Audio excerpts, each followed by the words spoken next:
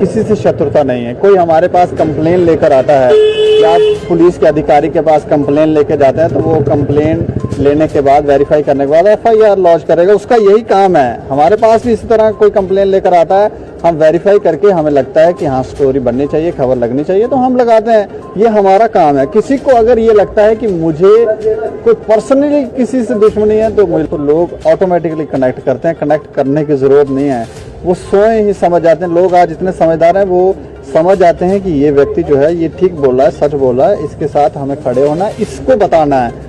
आज मेरे पास खबर स्वयं आ जाती है, किसी के पास आए ना आए, मुझे लोग फ़ोन करके बोलेंगे कि ये खबर है मेरे साथ इस तरह से इन्होंने किया है, आप कृपया इसे पब्लिश करें। हम वेरीफाई करते हैं, हम सीधा उसे ये नहीं कहते हैं पब्लिश कर देंगे, हम कहते हैं ठीक है आप हमारे पास आओ। फिर उन दूसरे पक्ष से भी जानते हैं और जानने के बाद जो हमें लगता है जो बैलेंस स्टोरी, क्योंकि मुझे लगता है कि पत्रकार विजनरी भी होना चाहिए, उसे समझ होनी चाहिए कि उसकी की हुई स्टोरी खबर समाज में इम्पैक्ट डालती है। जो अच्छे पत्रकार थे उनको भी गायब करवा दिया गया, कुछ को काम नहीं दिया गया और खबर अपनी मर्जी की पब्लिश करवाई जाती थी। आज कुछ लोग ये कहते हैं कि देखो ये वाली सरकार जो है अपनी मर्जी से काम करवा रही है। मुझे नहीं लगता, मुझे तो किसी ने नहीं कहा कि आप अपनी मर्जी से, हाँ आप जो पब्लिश कर रहे हैं उसका समाज पे क्या इम्पैक्ट हो ये तो थोड़ा ध्यान रखो। आप लोग कुछ पत्रकारों को हमने देखा वो कोशिश कर रहे हैं सरकार ही बदल दी जाए, तो आप सरकार बदलाने के लिए आप ये बताओ ना कि ये प्रॉब्लम है, ये वाली प्रॉब्लम है, इसको ठीक करो। ठीक कोई नहीं करवाना चाहता, बदलवाना चाहता है, ये गड़बड़ है। मैं बहुत शराफत से बोल रहा था, जेल का एक्सपीरियंस भी हो गया। वो मुझे लगता है बहुत अच्छा एक्सपीरियंस था। कुछ आपको अगर कोई सिखा रहा है, अच्छे तरीके से सिखा रहा है, तो ऐसी एजुकेशन मुझे लगता है कि जेल में मिले या बाहर, मैं तो लेने के लिए तैयार हूँ। मेरे को याद है दीपक भैया, आप वहाँ से निकले, आपने मुझे एक चीज़ बोला कि बड़ा कुछ सिखा गई ये जगह। सीखा हुआ तो मैं पहले ही था, लेकिन वहाँ थोड़ी और चीज़ें सीखने को मिली कि हाँ, क्योंकि जिसके घर आप जा रहे हैं नियम उसके हैं, हमारे तो हैं नहीं। हमारे घर में आएंगे, हमारे नियम होंगे। ध्यान से खबर करें, पब्लिश करें और जब भी कोई आपके पास स्टोरी आती है, खबर आती है तो दूसरा पक्ष ज़रूर सुनने के बाद उसे पब्लिश करें लगे तो, क्योंकि आपको ये भी ध्यान रखना है कि सोसाइटी पे उसका क्या असर होता है, क्योंकि अगर उसका असर उल्टा पड़ा तो वो सबके लिए बुरा होता है। 1993 में इंडिया में स्टार्ट हुआ प्रेस फ्रीडम डे और आज प्रेस फ्रीडम डे है। जब प्रेस फ्रीडम डे की बात चली तो मैंने सोचा उस पत्रकार से बात की जाए जो बेबाकी से हर बात जम्मू कश्मीर की रखता है। और मेरे दिमाग में अगर जहन में बोल सकते हैं कोई नाम आया तो वो स्टेट समाचार के दीपक सिंह जम्वाल का है। सबसे पहले आपका स्वागत है दीपक सिंह जम्वाल में। शुक्रिया। मैं सीधे मुद्दों से स्टार्ट करता कि मैं हमेशा पूछता रहता कि आपको इतनी दुश्मनी क्या है सिस्टम से कि आप डायरेक्टली धावा बोलते हैं हर चीज पर। देखो, मेरी किसी से कोई दुश्मनी नहीं है, कोई शत्रुता नहीं है। हमारा जो पत्रकारों का काम है मैं वही करता हूँ। अगर आप मुझे पत्रकारिता से बाहर निकाल देंगे या मैं ये छोड़ दूँ तो मैं ये सब नहीं करूँगा।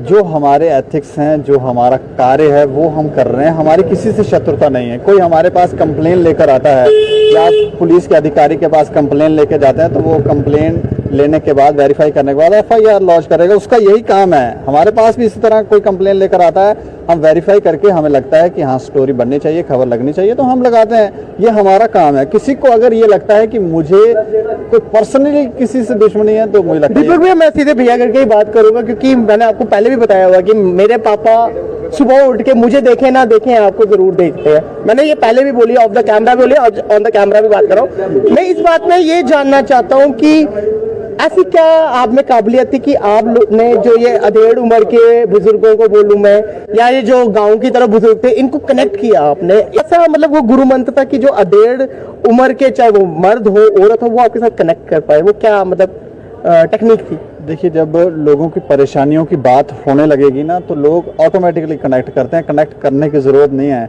वो स्वयं ही समझ जाते हैं। लोग आज इतने समझदार हैं, वो समझ जाते हैं कि ये व्यक्ति जो है ये ठीक बोल रहा है, सच बोल रहा है, इसके साथ हमें खड़े होना है, इसको बताना है। आज मेरे पास खबर स्वयं आ जाती है, किसी के पास आए ना आए, मुझे लोग फ़ोन करके बोलेंगे कि ये खबर है मेरे साथ इस तरह से इन्होंने किया है, आप कृपया इसे पब्लिश करें। हम वेरीफाई करते हैं, हम सीधा उसे ये नहीं कहते हैं पब्लिश कर देंगे, हम कहते हैं ठीक है आप हमारे पास आओ।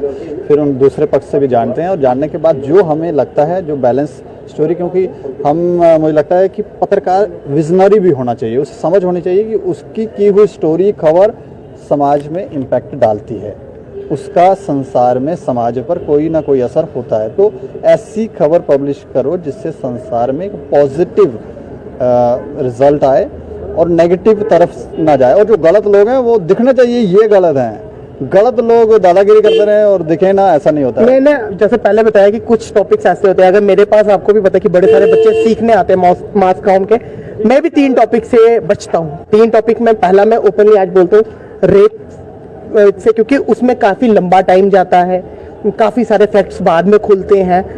और दूसरा मैं कोई गृहस्थी का पारिवारिक जो लड़ाइयाँ, और तीसरा ये जो गैंग वॉर्स पे, जिससे मैं तीनों से बचता हूँ। और आपने मुझे कभी बड़ी कम रेयर खबर करते हुए देखा होगा, लेकिन मैं जब भी देखता हूँ दीपक जम्वाल का पेज, धमकियां भी देखी हमने, मतलब गैंगस्टर्स की धमकियां आ रही हैं, पुलिस की अलग से प्रेशराइजेशन वाला, मतलब इधर से गुंडे पीछे, इधर से डिपार्टमेंट पीछे, कैसे कर लेते हो? ये सारे टफ टॉपिक्स है। ये इसके ऊपर आज कोई भी जम्मू कश्मीर में बात नहीं कर रहा, चाहे वो रूलिंग गवर्नमेंट हो या कोई और हो, वो बात नहीं कर रहा। कैसे कर लेते हो आप?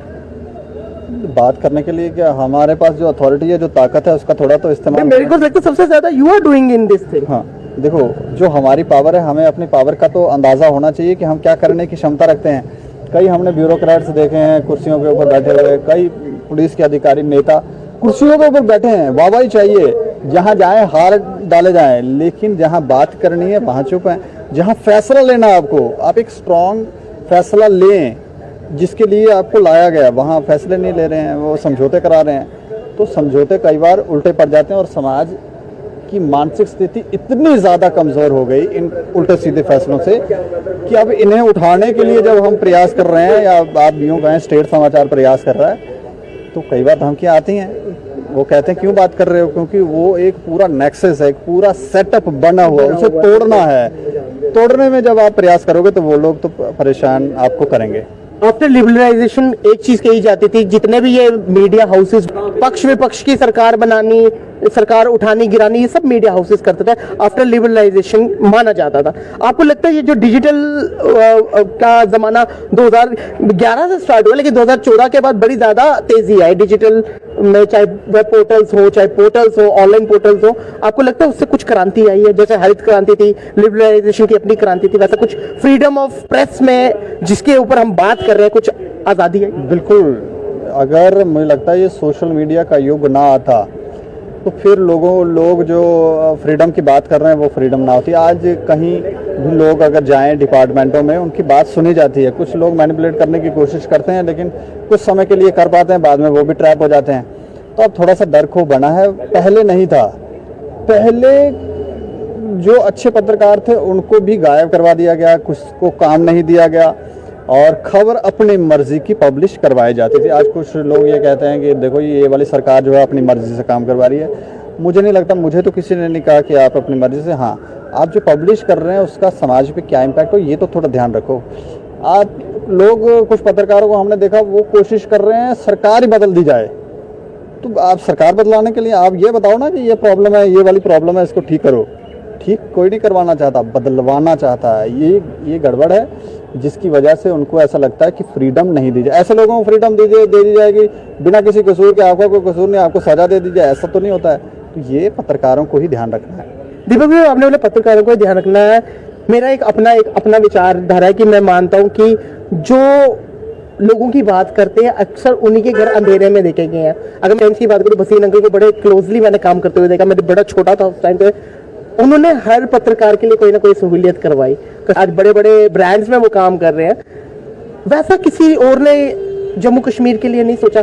आगे किसकी रिस्पॉन्सिबिलिटी थी कि जो ये नए पत्रकार आ रहे हैं इनको नर्चर किया जाए, कंपटीशन के साथ जगह कोलैबोरेशन की जाए, ताकि इन बच्चों को भी समझ आए कि किस तरह से पत्रकारिता करनी है। क्योंकि मैं जब प्रेस क्लब में आया, मैंने बड़ा कुछ आपसे सीखा, पंकज खजूरिया भैया से सीखा, रति से काफी कुछ सीखा। बड़ी जगह मैं जहां बैक हैंड पे आया, मैं आज भी बोलता हूँ कि आप लोगों ने मुझे बहुत सपोर्ट किया। तो ये नर्चर कुछ कोई सीनियर पत्रकार करते हैं, हम मतलब कि बाकियों का आपको नहीं लगता कुछ अलग हालात होते?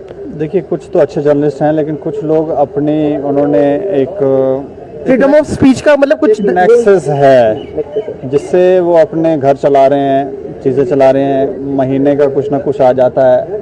तो ये सब चीज़ें हैं जिसकी वजह से प्रेस थोड़ी कमज़ोर है। क्योंकि अगर देखो एडवर्टाइजमेंट नहीं आएगी, तो आप कैसे काम करेंगे, आपके घर कैसे चलेंगे। बात करना तो बहुत सारे लोग कहते हैं जी हाँ जी आप बात नहीं कर रहे हैं, बात करना तो बहुत आसान है, हाँ जी हम बात कर लेंगे, लेकिन जब आपकी एडवर्टाइजमेंट आपकी रोक दी जाए कुछ और नहीं, मैं एडवर्टीजमेंट पे भी बात करने वाला था कि जैसे एक्सरसाइज कराने के लिए एडवर्टीजमेंट रोक दी जाती है, ये ब्यूरोक्रेट्स करते हैं, bureaucrats are responsible for that.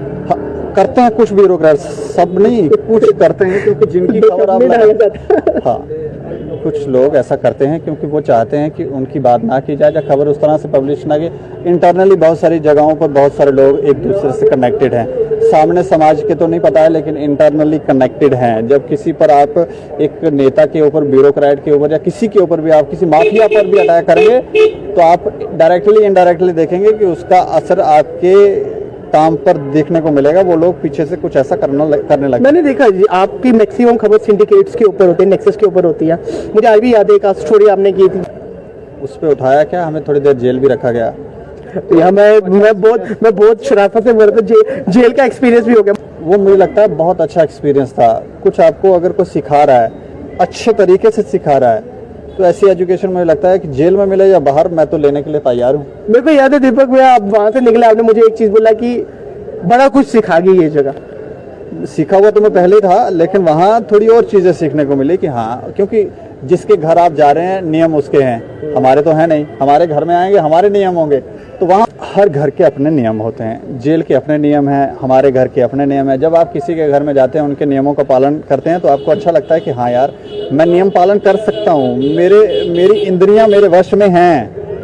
आज अगर आप किसी बच्चे को टोकोगे ना कि तू ये क्यों कर रहा है, तो वो उल्टा आपका सर ही फोड़ देगा। उसको इतना गुस्सा आएगा, वो अपने गुस्से पर ही कंट्रोल नहीं कर पाएगा। तो ऐसे समाज आप समझ सकते हैं कि किस दिशा में पहुंच गया है। दीपक भैया, मैंने आपको सबसे टफ जर्नलिज्म करते हुए देखा। सबसे क्या मतलब, और भी जर्नलिस्ट है लेकिन आप वन ऑफ माय फेवरेट में बोल सकता है टफ जर्नलिज्म की मैं बात करूं। कोई ऐसी चीजें जो आपको लगता है कि होना चाहिए जिससे रिफॉर्मेशन जल्दी आ सकती है, प्रेस की मैं बात करूं। अभी पिछले कुछ समय से जल्दी रिफॉर्मेशन करने की कोशिश कर रहे हैं, लेकिन उसका रिजल्ट कई बार थोड़ा सा गलत हो भी सकता है। कोशिश की जा रही है गवर्नमेंट की तरफ से कि ना हो, लेकिन हाँ हमें कुछ फैसले जब समय आता है तो फैसले कर लेने चाहिए।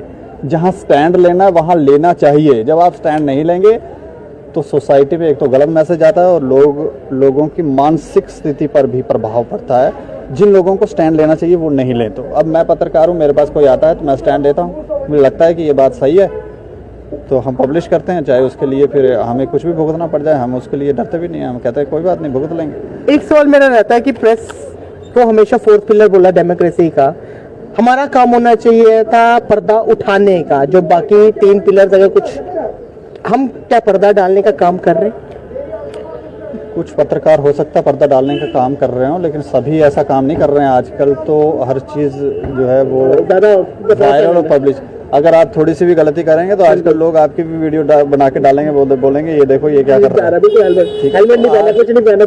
वो समय रहा नहीं है, पहले हुआ करता था, अब धीरे धीरे समाज तो कुछ लोग कर जाते हैं, क्योंकि कुछ लोग जिनको ईश्वर ने कुछ शक्तियाँ दे रखी हैं वो शक्तियों का दुरुपयोग भी करते हैं और लोगों को मूर्ख भी बनाते हैं। सामने बैठ के ही मूर्ख बना देते हैं। तो मतलब कि ऐसे मूर्ख, लेकिन थोड़ा सा कहीं ना कहीं नकेल कसी हुई है, क्योंकि अब हर चीज ऑनलाइन है, बहुत ज्यादा कसी है। डर भी पैदा हुआ है कि नहीं हम गलती करेंगे, चाहे हम कोई भी हैं, कितने भी ताकतवर हैं, हमारे खिलाफ भी एक्शन हो सकता है। हम ये कह सकते हैं कि कानून का राज जो है, जो व्यवस्था, वो धीरे धीरे अब बन रही है। दीपक भैया, एक आखिरी सवाल रहेगा। जो बडिंग जर्नलिस्ट है, मेरी तरह, मैं बडिंग में गिनता हूँ अपने आप को, लेकिन जितने बडिंग जर्नलिस्ट हैं जो आगे आ रहे हैं, जो पत्रकारिता में अपना फ्यूचर देख रहे हैं, क्या मैसेज देना चाहेंगे? थोड़ा सा ध्यान से खबर करें, पब्लिश करें, और जब भी कोई आपके पास स्टोरी आती है, खबर आती है, तो दूसरा पक्ष ज़रूर सुनने के बाद उसे पब्लिश करें, लगे तो। क्योंकि आपको ये भी ध्यान रखना है कि सोसाइटी पे उसका क्या असर होता है, क्योंकि अगर उसका असर उल्टा पड़ा तो वो सबके लिए बुरा होता है।